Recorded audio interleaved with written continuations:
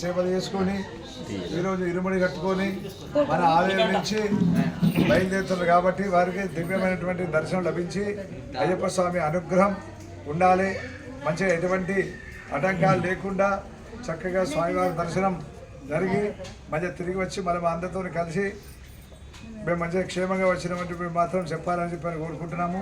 అయ్యప్ప స్వామి అనుగ్రహం పొంది మళ్ళీ స్వామివారి దగ్గర పెట్టి స్వామి మళ్ళీ మేము మాల వేసుకొని మీ సన్నిధానికి రావడానికి మీ సేవ చేయడానికి మాకు భాగ్యం కల్పించు అని చెప్పి మీరు అందరూ కోరుకోవాలని కోరుతున్నాము.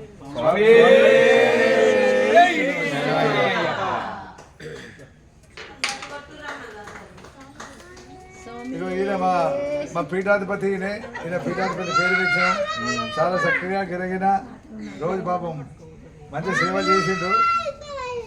స్వామి